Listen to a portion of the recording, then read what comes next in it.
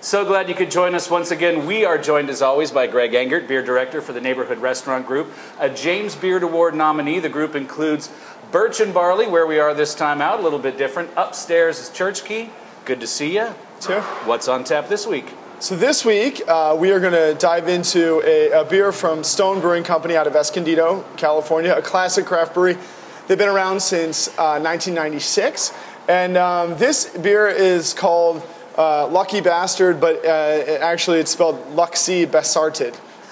They wanted to play around. Is that how you say it after you've had too much I think of it, that's the idea with it. And it's actually really cool if you get a bottle of this and read it. You can see this here. It's they basically wrote out all of the copy, and then they just started moving letters around within the words. You can figure it out, but it's a little difficult. So it actually might make more sense after a few. Yeah, so this is Lukcy Basartd. It was a beer originally introduced the first time. This is the second release of the beer ever. So really cool and rare to have it. The first time it was ever released was in 2010 on the lucky 13th anniversary of the flagship of Stone Brewing Company, which is Arrogant Bastard Ale, which is ubiquitous, wonderful, an American craft brewing original since 1997. So they started in 96, introduced Arrogant Bastard in 97, and what's so original about it is that it's really big and bold and malty and hoppy. It's kind of the first really strong hoppy amber that was out there. In 97 they released that. In 98 they released the imperial version of the Arrogant, and they called that Double Bastard.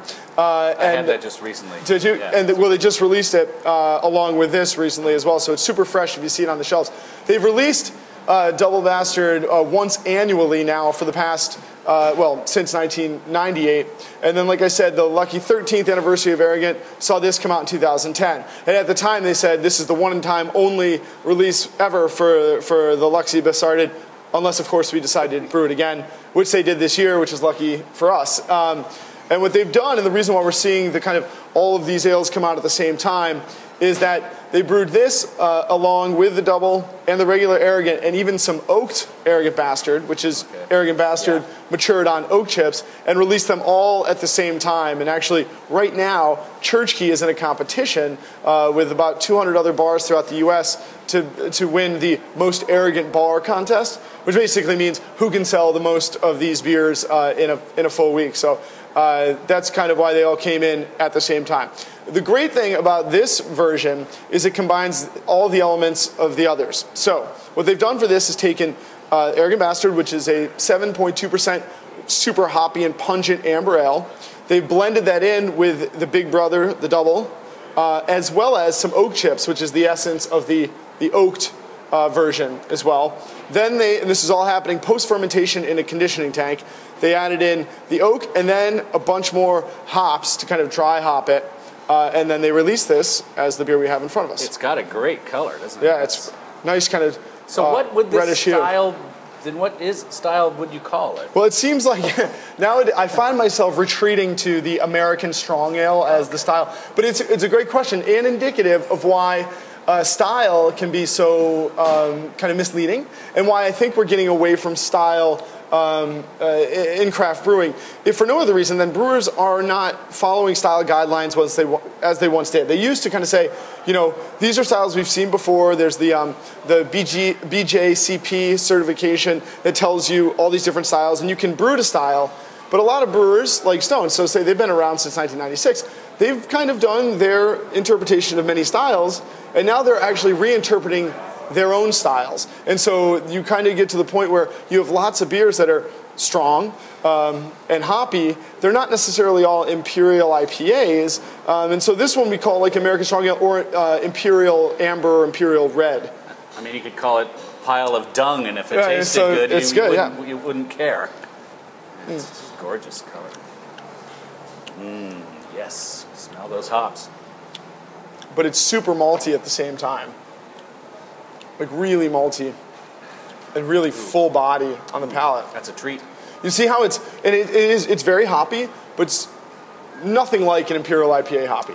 Yeah. It's not crisp and really, really bitter. In fact, what's cool is you get this kind of drying, bready malt character flowing into the bitterness of the hops. So you don't really know, is it dry because of the hops or because of the malt? Really great, and obviously like a chewy mouthful of a beer.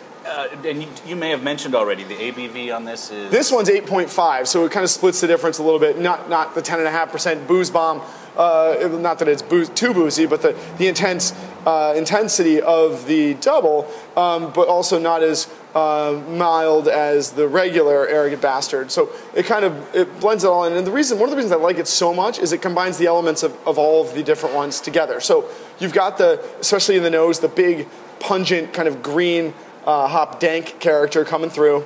On the palate, you've got that big malt profile that's the hallmark of all of this series of beers, and even a little bit of an alcohol sweetness from the Double Bastard, you know. And then in the finish, you do get that malt dryness, that hop bitterness, and even a touch of tannin from the oak chips as well. And when you're coming up with I take it they didn't have a lot to base this on. I mean, was this fairly experimental? Yeah, it's theirs. Yeah, I mean, and yeah, they just. I think what's more important is they didn't have a lot to base the Arrogant Bastard on in 1997. I mean, nobody was brewing a beer that was like that back then.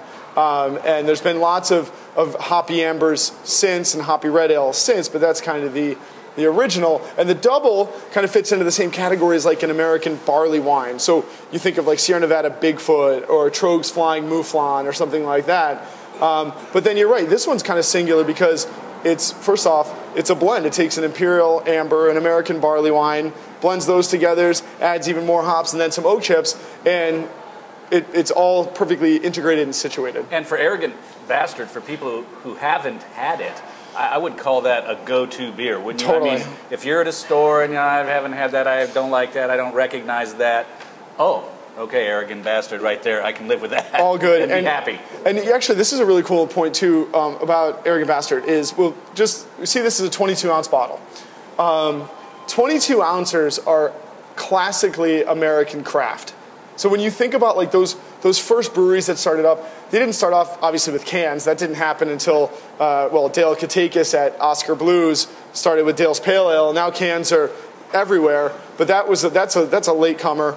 And even 12-ounce bottles are a latecomer. In the old days, if you're starting a craft brewery, you'd keg your beers and you put them in 22s because, frankly, it's just cheaper. There's less glass used in a case of 22s for just about the same liquid as a 24 case of 12-ounce bottles, so it's less expensive. You can move more volume more quickly. And over time, people have gotten away from that 22-ounce format towards 12-ounce bottles, and now, of course, 12-ounce cans. Some breweries just maintain their old school effect on that. So like Stone you don't see Arrogant Bastard in 12-ounce bottles. You know, it's all bombers. Well, there's some sort of mental happiness that comes along with pulling the bigger bottle out of the refrigerator. It's like somebody who's like, do you want another beer? If you insist, well, this one is two automatically. I have two, honey. And it's cool too because actually New Belgium's funny too. They do it as well. They've transferred most of their beers to 12 ounces as well, but they still make 22s and 12-ounce bottles, and now they're 12-ounce cans.